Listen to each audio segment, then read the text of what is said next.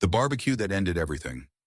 I was watching my wife flirt with another man at our neighbor's barbecue when she turned to me in front of 20 people and said, "Stop acting like we're married. You don't get a say in where I go or who I'm with."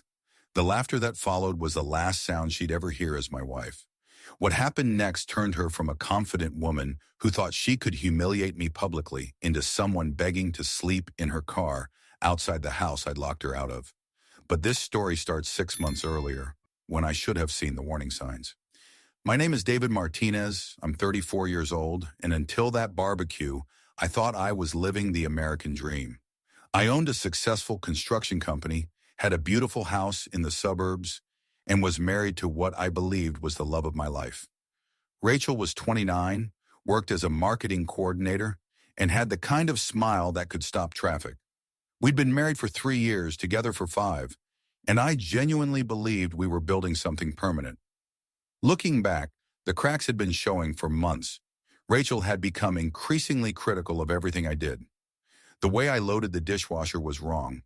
My friends were too loud when they came over. I worked too much, but also didn't make enough money fast enough. Every conversation felt like an exam I was destined to fail. If you're into honest stories about relationships, trust, and betrayal, hit that follow button. You won't want to miss the next one. But I kept making excuses for her behavior. Work stress, family pressure. Maybe she was just going through a phase. I'd been raised to believe that marriage meant working through problems, not giving up at the first sign of trouble. What I didn't realize was that Rachel had already given up. She just hadn't bothered to tell me yet. The change really accelerated when she started going out more with her girlfriends. What used to be once-a-month dinners became twice-weekly girls' nights. She'd come home late, slightly drunk, and increasingly dismissive of any questions about her evening. "You're not my father," she'd say when I asked how her night went. "I don't need to report to you." I tried to be understanding. Maybe she needed more independence. Maybe I'd been too clingy without realizing it. So I backed off, gave her space, and hoped things would improve. They didn't. 3 weeks before the barbecue, I came home early from a job site to find Rachel on the phone in our bedroom. The conversation stopped the moment she saw me. "I have to go," she said quickly, then hung up. "Everything okay?" I asked. "Fine, just work stuff." But her face was flushed, and she wouldn't meet my eyes. That night, she claimed she was too tired to talk, rolling over and pretending to sleep before I'd even finished brushing my teeth. The next week, I found a receipt in her purse while looking for gum. Dinner for 2 at Romano's, an expensive Italian place downtown. The date was from her most recent girls' night. When I asked about it, she got defensive immediately. Maybe someone else paid and I picked up the check. Maybe it was a business dinner. Maybe you need to stop going through my things like some paranoid husband. Each maybe felt like a slap, but I let it go. Again. The final warning came the morning of the barbecue. Rachel spent 2 hours getting ready for what was supposed to be a casual neighborhood gathering. She tried on 3 different outfits, did her hair twice, and applied makeup with the precision of someone preparing for a photo shoot. "It's just the Johnson's barbecue," I said, watching her add a 3rd coat of lipstick. "So? I like to look nice." She was wearing a sundress that hugged every curve, strappy heels that were completely impractical for walking on grass, and enough perfume to announce her presence from 3 houses away. "You look beautiful," I said, trying to be supportive. She barely acknowledged the compliment, checking her phone for the 5th time in 10 minutes. We walked to the barbecue together, but the moment we arrived, Rachel transformed into someone I barely recognized. She was charming, flirtatious, and magnetic in a way that drew everyone's attention. But none of that energy was directed toward me. Instead, she gravitated toward Marcus Chen, the new guy who'd moved in across the street 2 months ago. He was tall, athletic, drove a BMW, and worked in finance. Everything I wasn't. I watched from across the patio as Rachel laughed at his jokes, touched his arm when she talked, and gazed at him with an intensity she hadn't shown me in months. The other wives noticed too. I could see them exchanging glances, whispering behind their red Solo cups. "Looks like Rachel's making friends," said Tom Johnson, our host, appearing beside me with a beer. "Seems like it." Marcus is a good-looking guy. Divorced, though. Messy situation with his ex-wife. The way Tom said it made my stomach turn, like he was delivering information I needed to know. I tried to focus on other conversations, but my eyes kept drifting back to Rachel and Marcus. She was standing closer to him than necessary, laughing too loudly at things that weren't that funny, and completely ignoring my existence. Finally, I couldn't take it anymore. I walked over to where they were talking by the pool and casually joined the conversation. Marcus was telling some story about his job, and Rachel was hanging on every word like he was revealing the secrets of the universe. "Hey," I said, putting my arm around Rachel's waist. "Having fun?" She stiffened under my touch, but didn't pull away immediately. "We were just talking about Marcus's work in investment banking. It's fascinating." "I'm sure it is." Marcus smiled politely, but there was something in his eyes that looked like amusement, like he was enjoying a private joke at my expense. The conversation continued for a few more minutes, but Rachel's body language made it clear that I was intruding on something special. When Marcus excused himself to get another drink, she turned to me with fire in her eyes. "What are you doing?" "Having a conversation with my wife and our neighbor." "You're being possessive. It's embarrassing." "I'm being friendly. Like married people do at social gatherings." That's when she said it, the words that would end our marriage and change both our lives forever. "I'm going with Marcus to check out his new hot tub later. Don't wait up." The casual way she said it, like she was announcing her plans to go grocery shopping, hit me harder than if she'd slapped me across the face. "What?" "You heard me. I'm an adult, David. I can make my own decisions about where I go and who I spend time with." 20 people were close enough to hear us now. Conversations had quieted, and I could feel eyes turning in our direction. "Rachel, maybe we should talk about this privately." "Talk about what?" "The fact that I want to have fun for once, instead of sitting at home watching you fall asleep in front of the TV. The laughter started small, a snicker from someone behind us, then another. Soon half the party was smiling at the spectacle of a man being publicly dressed down by his own wife. "Rachel, you're my wife. Stop acting like we're married," she shouted, her voice cutting through every other conversation. "You don't get a say in where I go or who I'm with." The silence that followed was deafening. Every person at that barbecue was staring at us now, and I could see the mixture of shock, embarrassment, and cruel amusement on their faces. Then the laughter started. Real laughter this time.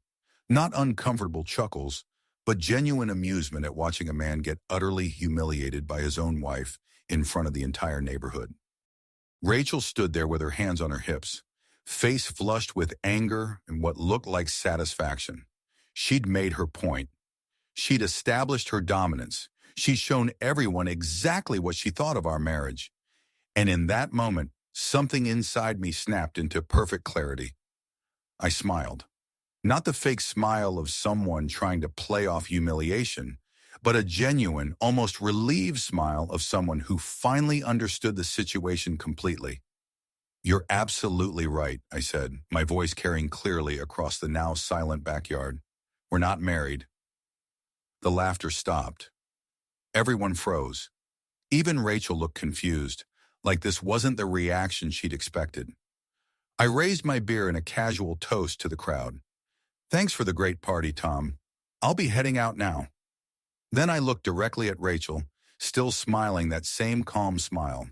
"Enjoy your evening. Take all the time you need." I walked to my car with the kind of confidence I hadn't felt in months. Behind me, I could hear urgent whispers starting up, but I didn't turn around. I simply drove home, parked in my driveway, and started making the phone calls that would turn Rachel's victory into the biggest mistake of her life. The first call was to a locksmith. "I need all the locks changed on my house. Can you be here Monday morning? Standard lock replacement, or do you need security grade?" "Security grade, and I need it done fast." While I waited for Monday, I spent Sunday preparing for war, because that's what this was now, war. Rachel had declared it publicly, and I was going to fight it on my terms. I started by documenting everything. Screenshots of credit card statements showing dinners for two she'd claimed were girls' nights, photos of receipts I'd found, even a recording of the voicemail she'd left me 3 days earlier, complaining that I was suffocating her with neediness because I'd asked if she wanted to watch a movie together. Then I called my lawyer. Jim, I need to file for divorce immediately. David, slow down. What's going on? My wife just announced in front of 20 witnesses that we're not really married and that I don't get a say in her life decisions. I'm taking her at her word. That's actually helpful from a legal standpoint. Do you have any evidence of infidelity? I told him about Marcus, the dinners, the receipts, the behavior changes. Jim took notes and asked pointed questions. With her public statements and the evidence you're describing, this should be straightforward. She's essentially argued against the validity of your marriage herself. Monday morning arrived with military precision. At 7 a.m., I watched through the window as Rachel stumbled out of Marcus's house wearing the same dress from Saturday night. She looked like she was doing the walk of shame, which technically she was. At 8 a.m., the locksmith arrived. By 9 a.m., every lock on my house had been changed. At 10 a.m., I started packing Rachel's belongings. But I wasn't throwing her stuff into trash bags like some angry teenager. No, this had to be done right, professionally, undeniably fair. I drove to Home Depot and bought 20 moving boxes, packing tape, and bubble wrap. Every item of Rachel's got carefully packed and labeled. Her clothes were folded, her pictures were wrapped, her jewelry was secured in padded containers. If she wanted to claim I was being unreasonable, she'd have to explain why her belongings were treated with more care than she'd treated our marriage. By noon, I had 15 boxes neatly stacked on the front lawn, protected by a tarp I'd bought specifically for this purpose. Each box was labeled in clear black marker. Clothes, shoes, books, personal items. The neighbors were definitely watching. Mrs. Rodriguez from next door had been standing at her window for 20 minutes. The retired couple 2 houses down had found reasons to work in their front yard all morning. Perfect. The more witnesses, the better. At 2 p.m., I knocked on Mrs. Rodriguez's door. Afternoon, Maria. Just wanted to let you know that Rachel is moving out. If she comes by asking questions, you can tell her that her ex-husband said she wanted to be single. So now she is. Maria's eyes widened. Oh my. Are you sure about this, David? She made it very clear at the barbecue that we're not really married.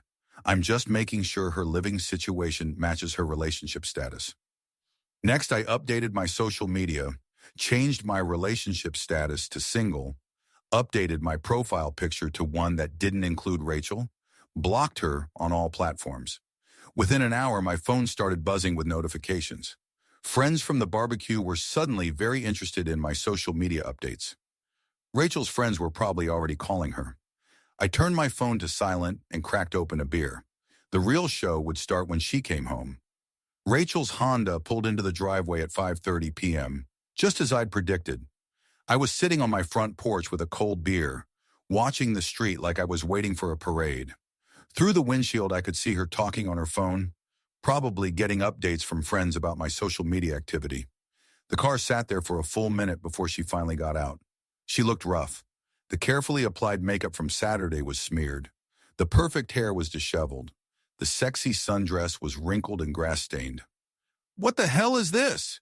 she shouted, gesturing at the boxes covering our front lawn. "Your belongings," I said calmly, not moving from my chair. "They're exactly where they should be." She fumbled with her keys, trying to unlock the front door with increasing frustration. "My key isn't working. Did you change the locks? Why would your key work? You don't live here anymore." The reality began to sink in. I watched her face cycle through confusion, anger, and the first hints of panic. "You can't just kick me out. This is my house, too." "Actually, this house belongs to someone who believes in marriage. You made it very clear Saturday night that you're not that person." Mrs. Rodriguez appeared from across the street like she'd been waiting for this exact moment. "Excuse me, dear," she called out sweetly. "Are you looking for your husband?" "Yes. He's lost his mind and locked me out of my own house." Mrs. Rodriguez smiled with the kind of sympathetic expression reserved for explaining obvious things to confused people. "Oh, honey, your ex-husband told me you wanted to be single. He said you made that very clear to everyone at the barbecue."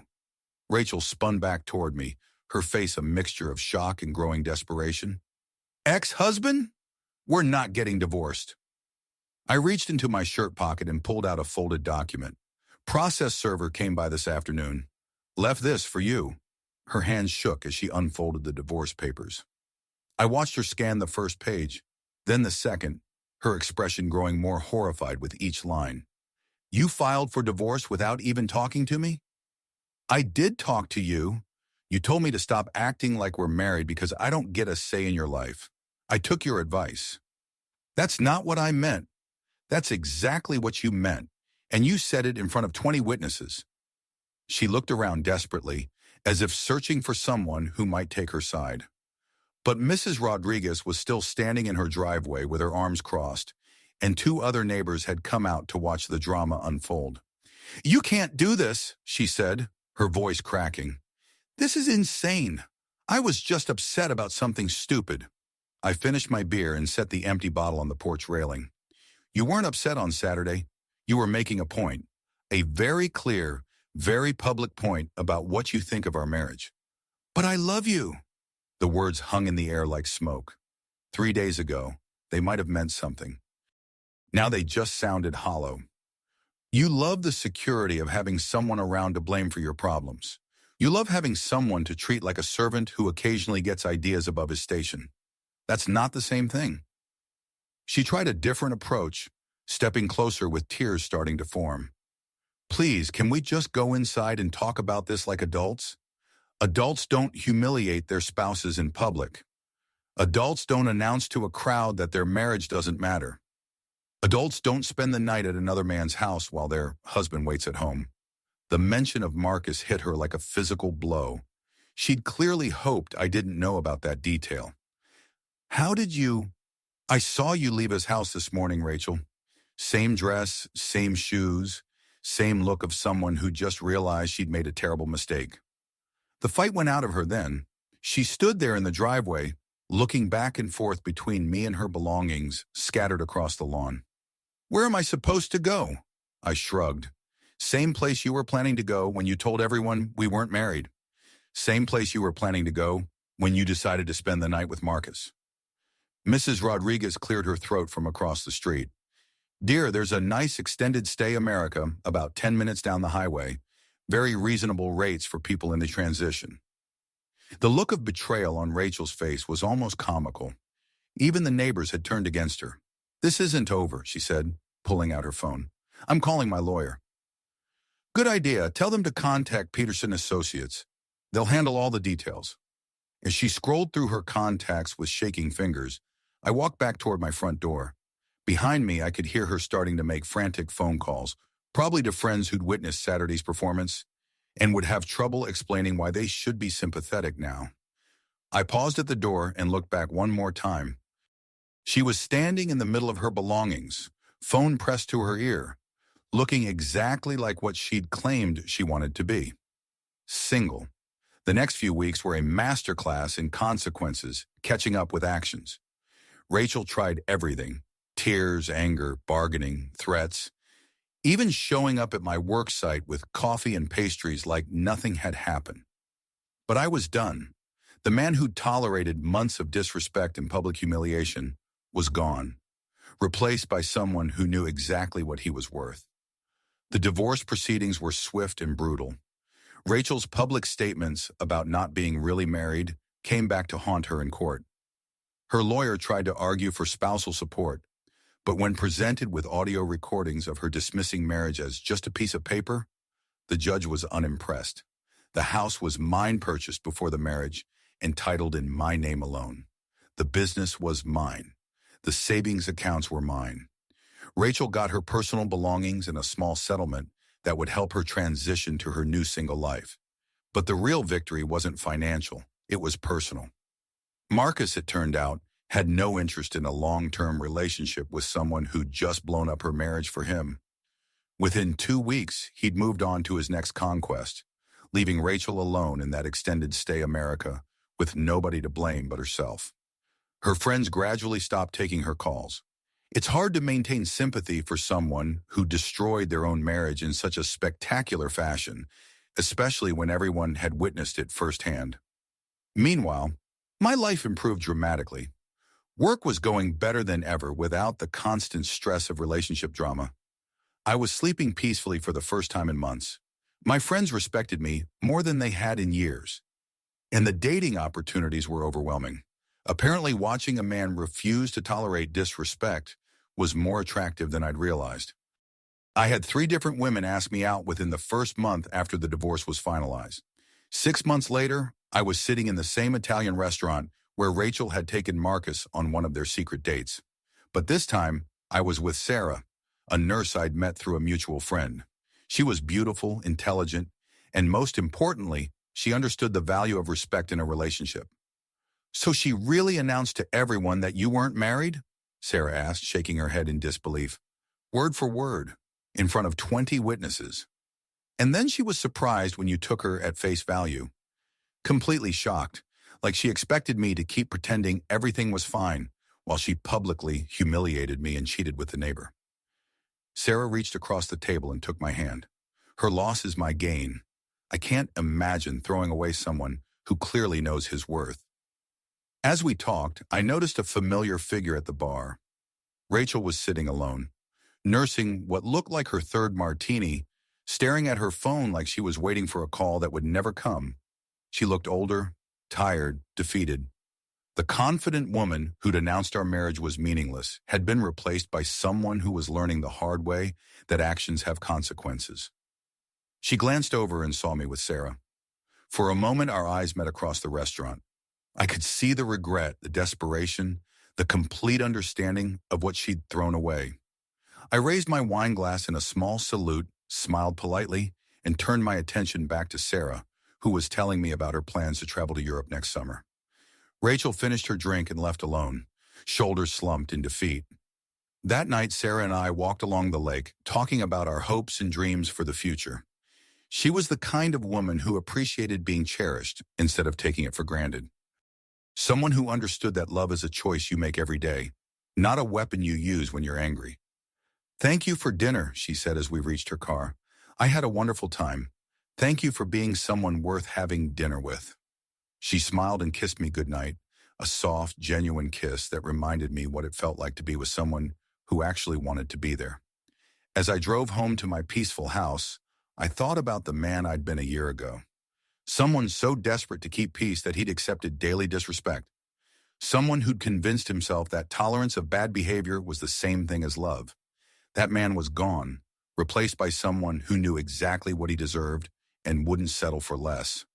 Rachel had wanted me to stop acting like we were married. Mission accomplished. And it turned out that being single, then finding someone who actually valued partnership, was exactly what I'd needed all along. The barbecue that was supposed to be my public humiliation had become my liberation. The woman who thought she could break me had actually set me free. Sometimes the best revenge isn't getting even. Sometimes it's just getting better. And I was definitely better off without someone who thought marriage was a game she could win by breaking the other player. A year later, Sarah and I got engaged. The proposal was everything Rachel's hadn't been: genuine, respectful, and built on a foundation of mutual appreciation rather than convenience and habit. Rachel, last I heard, was still living alone in a small apartment across town, working at a dental office, and telling anyone who'd listen about how her ex-husband had overreacted to one little argument at a barbecue. But the neighbors who witnessed that barbecue knew the truth. The friends who'd seen our marriage deteriorate over months knew the truth. And most importantly, I knew the truth. Marriage isn't a game where you score points by humiliating your partner. It's a partnership where both people choose each other every day. Rachel chose to end our partnership in the most public, disrespectful way possible. I simply honored her choice. Thanks for sticking with this story to the end. If you're in a relationship where you're being disrespected, remember this: you teach people how to treat you. If you accept being treated badly, that's exactly what you'll get. Hit that follow button if you want more stories about people who chose self-respect over keeping the peace. Next week, I'm sharing the story of a man whose wife told all their friends that he was just her roommate who pays the bills, and how he made sure she found out what paying bills actually costs. See you in the comments, and remember, when someone shows you who they really are, believe them and respond accordingly.